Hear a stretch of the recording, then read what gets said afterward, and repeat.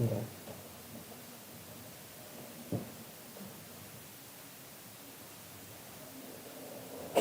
Alright, welcome back to live homework with Fireflygaming. I'm gonna be doing homework for about 45 minutes and then I'm gonna get off because I gotta go to baseball practice. But then I might go live again tonight. So, well, extra Fireflygaming. Okay. Make sure to check out my other channel, Fireflygaming. We gonna be doing Latin roots.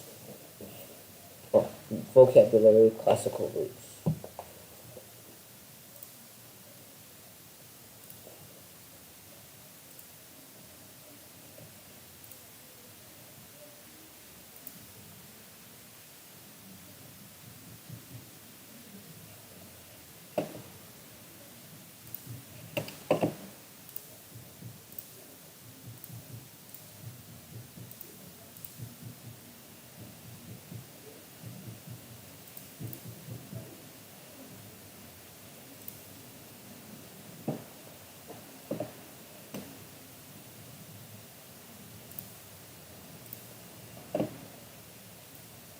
Okay.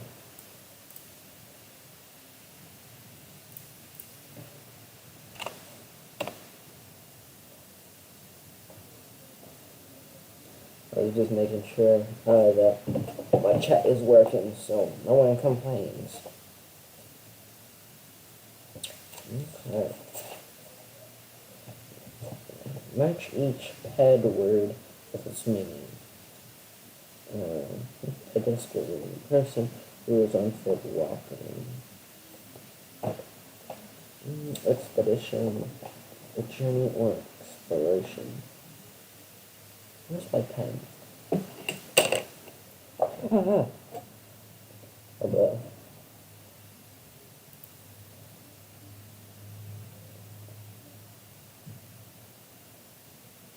That's cool. I didn't know that. Yeah. What if I stay E?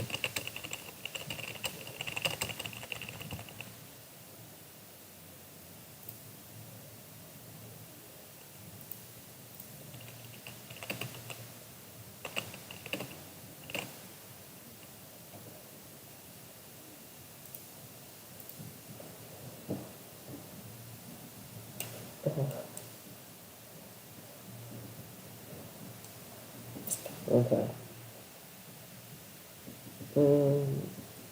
Creature with 4 feet. Um,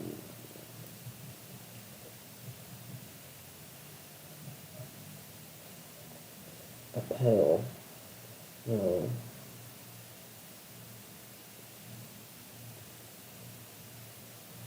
Centipede. H. H is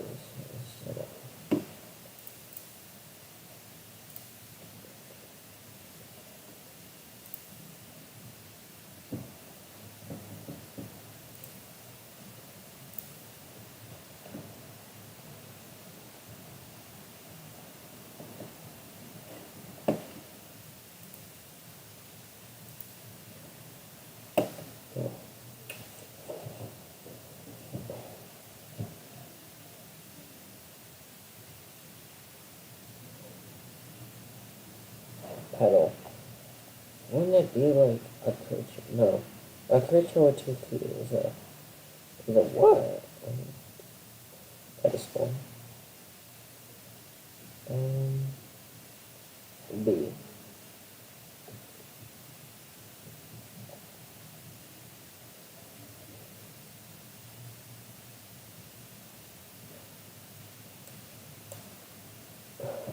What is that word?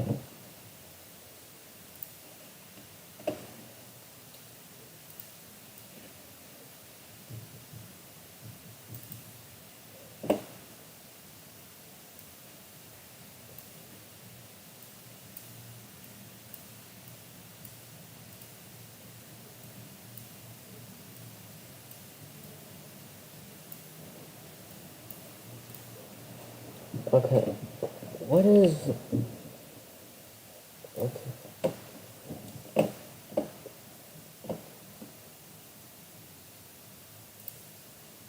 Um.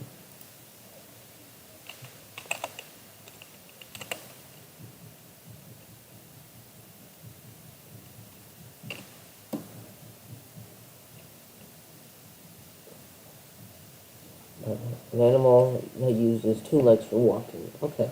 A creature with 2 feet. A pedal.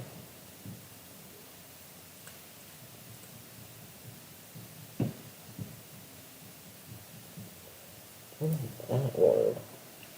Quad. Locked.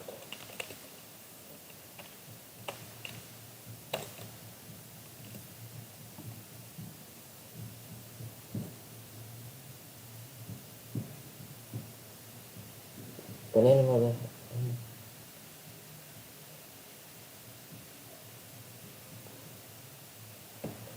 E. Pedal. Okay, so then F. This one. Okay, so okay. This one, this one, this one, this one.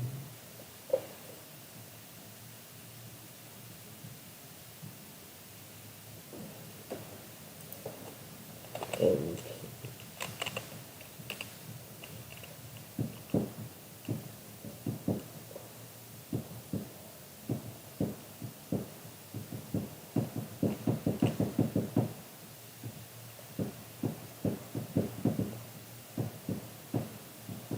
okay. So I don't think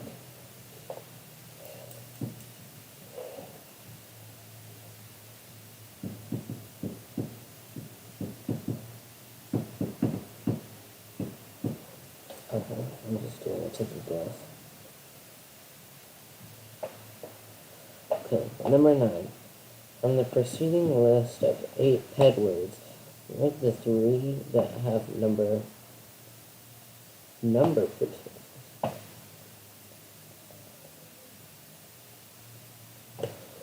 What is number prefixes?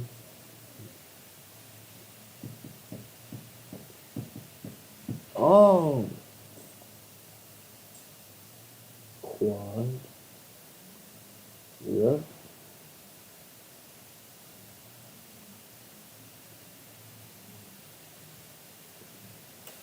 Okay, then send to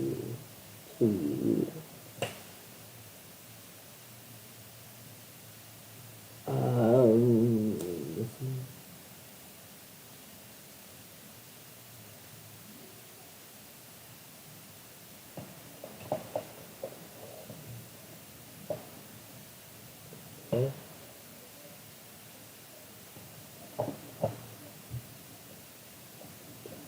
Write the 2 that have in and out prefixes.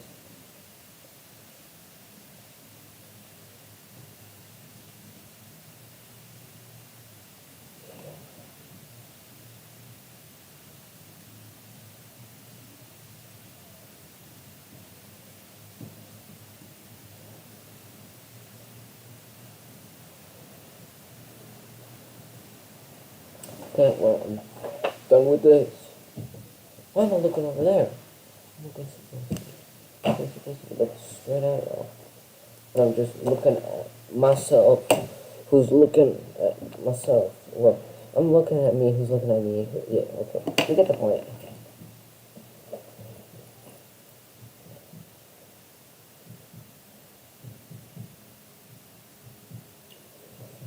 Have religion.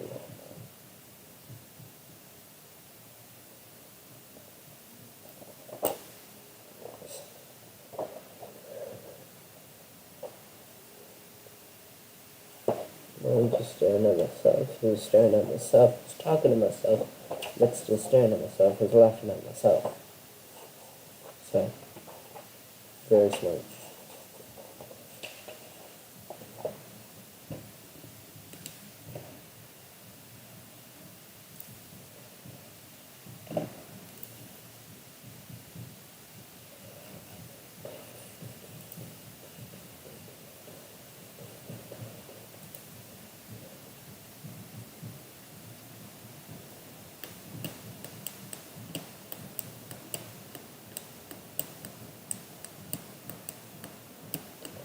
that's odd. There's 2 likes. I only liked it once.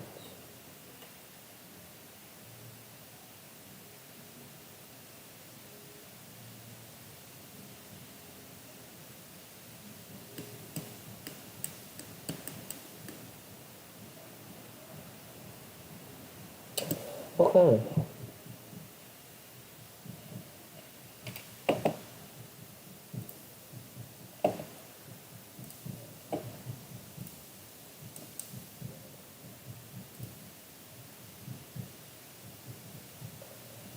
Hold on, I'm searching something.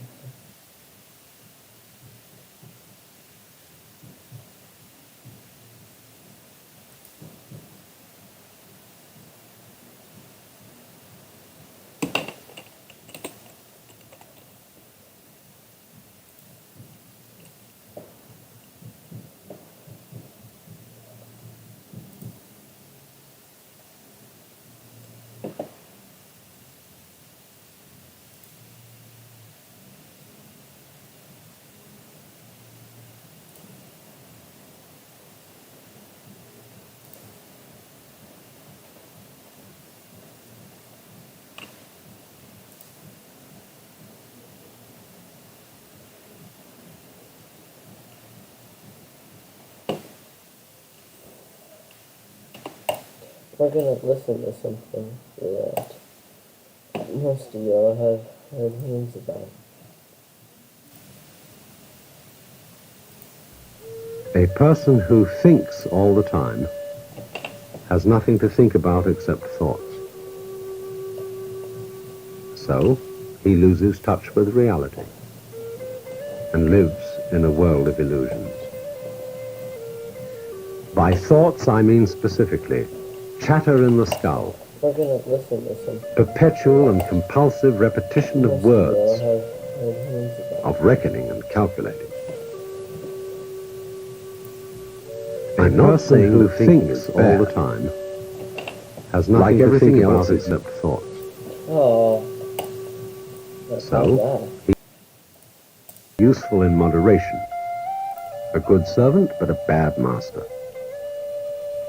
And all so-called civilized peoples have increasingly become crazy and self-destructive because through excessive thinking they have lost touch with reality.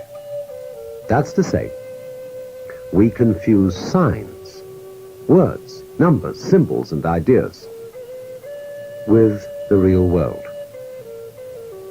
Most of us would have rather money than tangible wealth, and a great occasion is somehow spoiled for us unless photographed. And to read about it the next day in the newspaper is oddly more fun for us than the original event. This is a disaster. For as a result of confusing the real world of nature with mere signs, such as bank balances and contracts, we are destroying nature. We are so tied up in our minds that we've lost our senses. Time to wake up. What is reality? Obviously, no one can say, because it isn't words. It isn't material, that's just an idea. It isn't spiritual. That's also an idea, a symbol. Reality is this.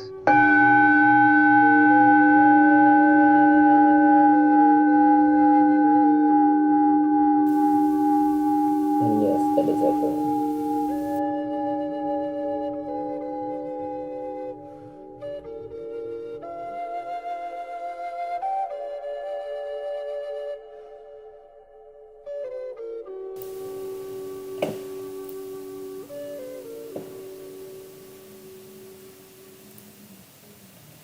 Yeah. Tell me if you liked it in the comments.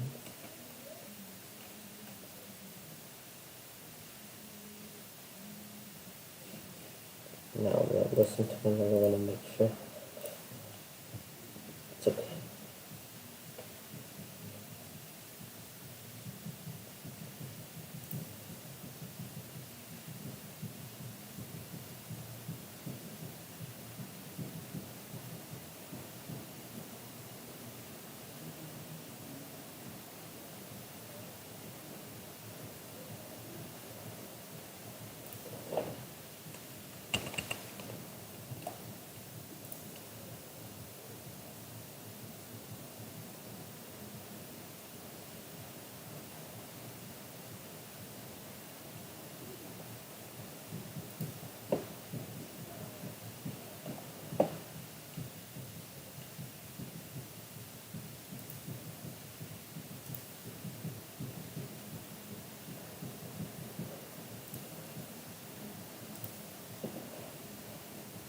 our modern psychological jargon, the aha phenomenon. Right. The This aha was 18 phenomenon. minutes, so this will probably be the rest of my time for homework. Now just listen and enjoy. Aha! Now I see. Well, now, what was all this? This Zen is a translation of the Sanskrit word jhana. And so this is being pronounced Chan in Chinese and Zen in Japanese. Is unfortunately untranslatable in English. It designates a certain state of consciousness that is sometimes called meditation, but that won't do it all. Contemplation isn't really the point. Chinese have a different word for contemplation. And sometimes one-pointedness of mind. I would prefer to translate this word with the notion of total presence of mind. When we say a person is crazy, we often say they're not all there. Now go to the opposite of that and visualize a person who is completely there, or who is completely here. A person who lives totally and absolutely now. That doesn't mean he's incapable of thinking about the past or the future, because thoughts about the past and about the future are included in the present. You have them now. But imagine the kind of person who is not distracted, who when he talks to you, it really gives you his whole being, who doesn't, as it were, look over your shoulder and wander off to something else. Somebody who, first of all, he's completely here, and he's so much here that you can't phase him. Now this idea of phasing is crucial in Zen. You see, I referred a moment ago to attachment, that Buddhism is living free from attachments. And I made the point that this is not abandoning a sense of a good appetite for dinner, but it's stopping sticking. In psychological jargon, you don't block. A mind of no hesitation, it's sometimes called. In Chinese, the phrase mo zhi chu is used, of going straight ahead. So supposing somebody walks up to you on the street and says, "Are you saved?" Now, most of us who are intelligent people feel embarrassed by such a question. You know, what's this wretched Salvation Army person or Jehovah's Witness doing asking me whether I'm saved or not? And we're all a little bit, you know, what do you do with a nut like that? So, but as in Zen, this is a perfect moment to respond, see? To the most embarrassing question, are you saved? But Zen comes back in a very funny way. In Zen, one doesn't give philosophical answers to a question like that. You give practical answers. I had a boiled egg this morning.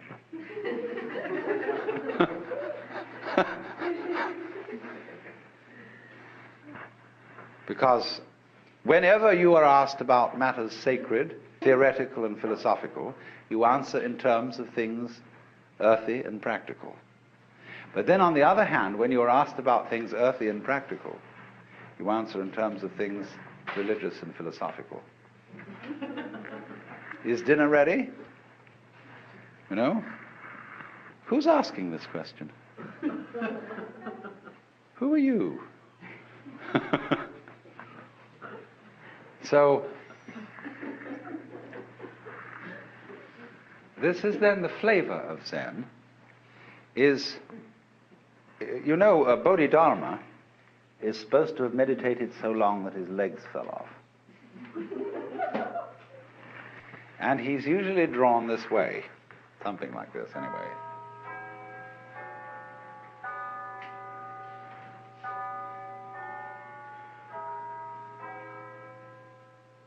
It looks like a shmoo. But in Japan, you buy these toys that are darumas, and they are so weighted in here that you can never knock them over. You can bat it on the floor, bat it this way, bat it that way, but it always comes up again. And so the poem says, 7 times down, 8 times up, such is life. So this is the principle of not being fazed, not being attached. So to play the game, you can't faze me. Now, this is very important in the art of lifemanship, fundamental gamesmanship. Because you see, when the Zen monks moved into Kyoto, they took over the best part of town. Simply fantastic how this happened. The beautiful hills were occupied by the brigands, who later became the Japanese nobility. The great daimyos, these were the toughest characters. And the Zen monks played a game with them, which was that, you know, you possess all these lands and you are powerful and so on, but so what? It's all falling apart. Then what will you do? Well, they said, that's too bad, we don't know. And the Zen monks said, oh, you haven't got the hang of the thing, you see. So they found that they couldn't terrify Zen monks. That they played all sorts of tricks, but the Zen monks were better masters at it. See, supposing you say to somebody, look, I'm not afraid of you. You can do anything you like. You can kill me or anything at all. Well, if I go and kill the fellow who says this, I'll never find out whether he was afraid or not.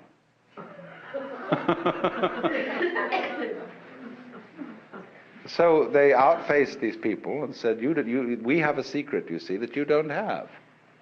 And we'll teach your servitors to be great warriors, because they'll learn the secret too, and they won't be afraid of anything. And this is what they did.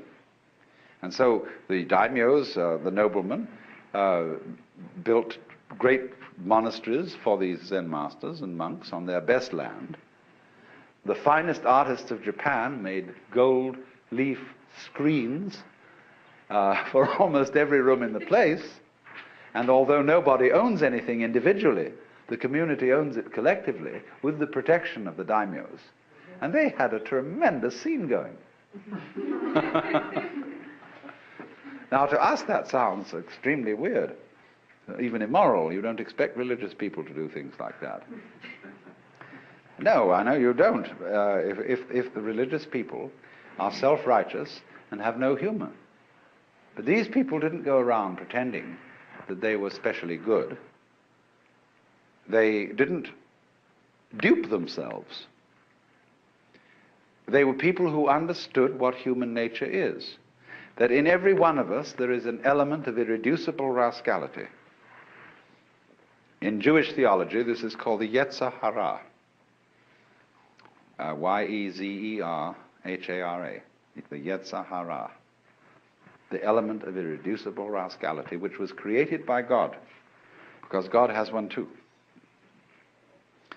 And that's why when you are really affectionate with somebody else, when, for example, men, I don't know what women do in their private lives between each other, but men, as we all know, say to someone they're very fond of, why, you old bastard. You know? Just like that, you know, there's a certain way of saying to a person, there's a certain glint of recognition. And so there's a Zen poem which says, when two Zen masters meet each other on the road, they need no introduction. When a thief meets a thief, they recognize each other instantly.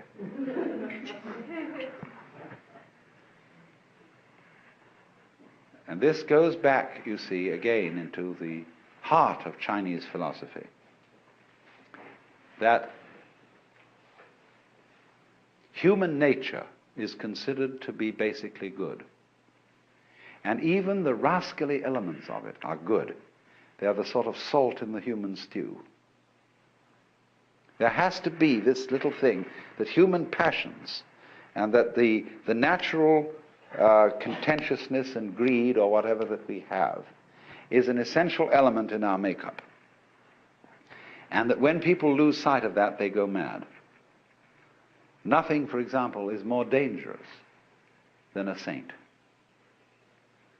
That is to say, an unconscious saint who thinks that he is right and who endeavors to live an absolutely pure life and to eliminate all selfish thoughts. Somebody who undertakes that task is going to be a menace to all around, because he loses his humor. He loses his real humility, which is knowing that after all, since we're humans, we have certain needs. We need to eat, we need sex, we need this, that, and the other. And this sort of has a quality of humor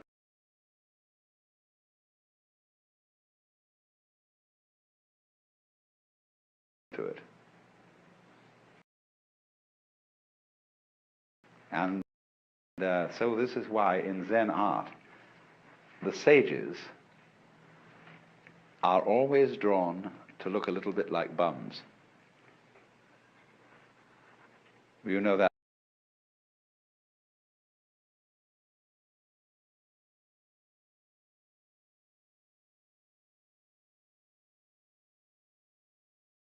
Putai, or Hote as he's called, what's called the laughing Buddha, the fat Buddha with an immense belly, and carrying around an enormous bag of rubbish,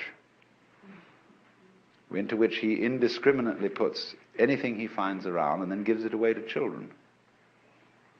This is the sort of type which the Chinese call the old rogue. And the old rogue, as a type of the poet, sage, monk, and scholar, you see, is greatly admired. He's the non-violent brigand,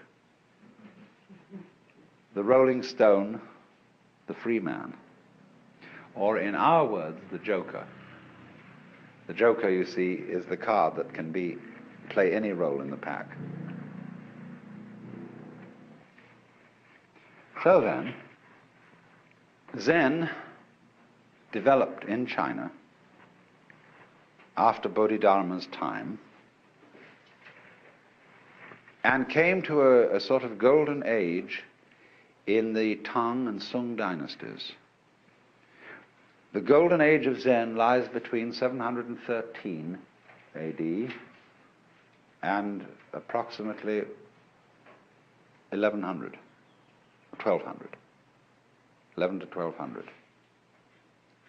That's the great creative period in which all the marvelous masters emerged and during which Zen exercised a profound influence on the development of Chinese poetry and painting, calligraphy and scholarship. Then, between 11 and 1200, it shifted to Japan and underwent a new development, rather different in quality and in tone. And after it had done that for some curious reason, which is a very complicated historical question, it slowly faded away in China, so that as we find it today, it is principally a Japanese phenomenon, and it is slowly fading in Japan and slowly growing in the West. It's a very funny thing. Now then, let me indicate what Zen training, what its method is. How does it work? I said before, what is involved is a dialogue, an interchange between two people. One who's defined himself as a student and has therefore defined the other as the teacher. There is no teacher until a student arrives, no problem until a question is raised. So students create teachers. If you ask a question, you get 30 blows with a stick. If you don't ask a question, you get 30 blows with a stick. Because you put yourself in statu pupillari. You've defined yourself as having a problem. Now, nobody really has a problem, but the Maya, the game of life, is to pretend that you do. Going back to fundamental Hinduism, the Godhead, or the self, pretends it's all of us, and so gets lost, and so has a ball, and dreams all this goings on. So when you're on your way out from the dream, it suddenly occurs to you that you have a problem. Life is suffering. You would like to get out of this. So one such student went to a Zen master and he said, "We have to dress and eat every day. And how do we get out of all that?" In other words, you might ask the question in this way. We have to work, get up Monday morning, go to the office, do all this routine, sell something and so on. How do we get out of the rat race? So we have to dress and eat every day, and how do we get rid of all that? And the master said, "We dress, we eat." The student said, "I don't understand." He replied, "If you don't understand, put on your clothes and eat your food." Now, this is the kind of dialogue so characteristic of Zen. So the position is this. The master, on being approached by a student about the problem of life, says, "I have nothing to teach you. I'm a Zen master. I have nothing to say. Zen is not words. And furthermore, everything is perfectly clear." There was a Confucian scholar who went to a Zen master and said, "What is your secret teaching?" And he replied, "There is a saying in your own teacher Confucius which explains it all. Don't you remember when Confucius said to his disciples, 'Do you suppose that I'm concealing something from you? I've held nothing back.'" And the scholar didn't get this. So a few days later, they were walking together in the mountains, and they passed the wild laurel bush. And the Zen master said to the Confucian scholar, "Do you smell it?" He said, "Yes." He said, "You see, I'm holding nothing back." So the position of the Zen master is, there is nothing to tell you. There is no, we're not offering you any panacea, any solution, any doctrine, any big goodie to the problem of life. Because the problem is an illusion.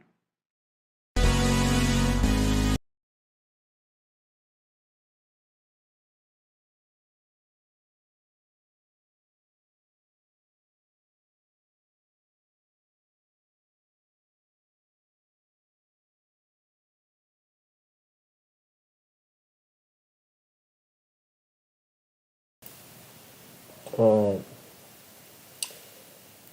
That was a nice presentation.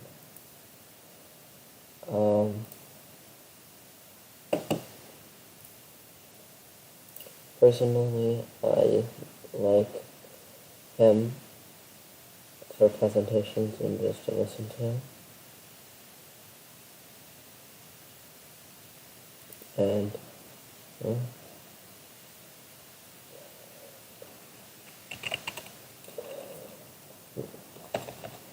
no.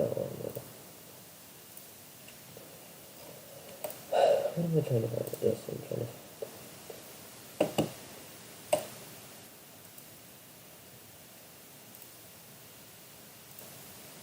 Personally, I like. Okay. Now, I think that's it for today. Right now, at the moment, I don't have anything else. But I think I'll be on later today. Because I have practice from, I think, 6:30 to 7:30. But I won't be home till like 8:30. So, yeah.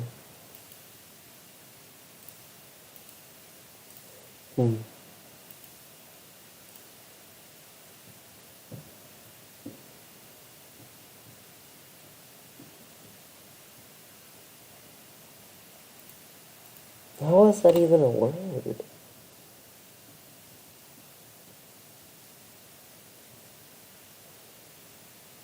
How?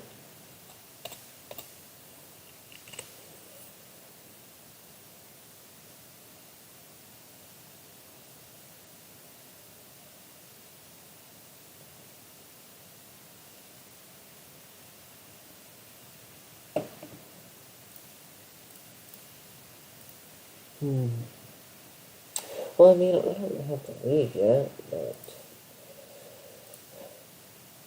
I do gotta finish my homework, but I do gotta go to baseball. Oh, man.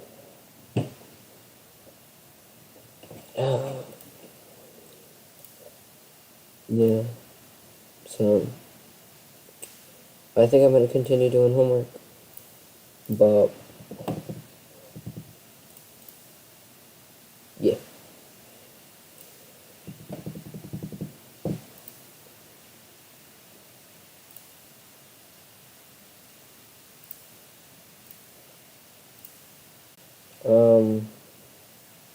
Yeah. And if you have any Q&A, more than to answer it, so.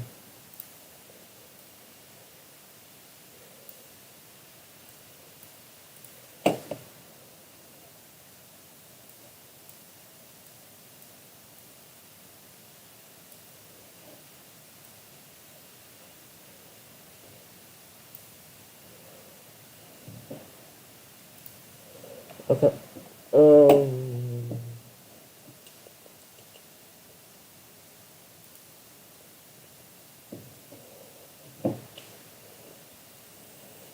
After religion. Oh, alright.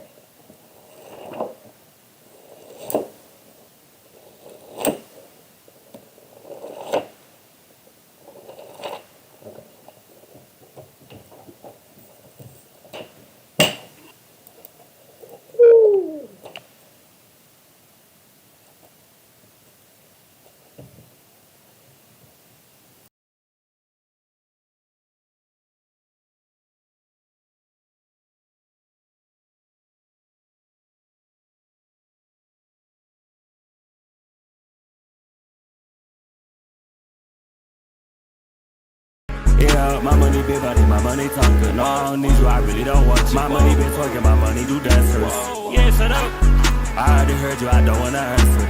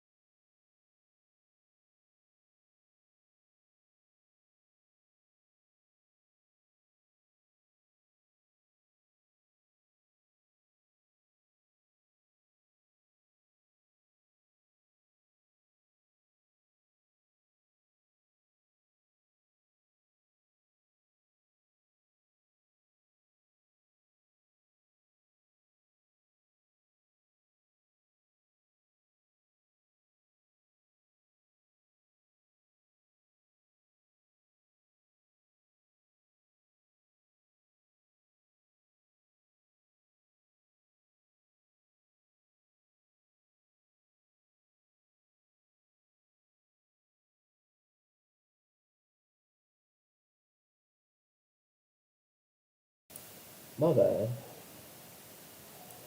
Okay. Hello. There we go.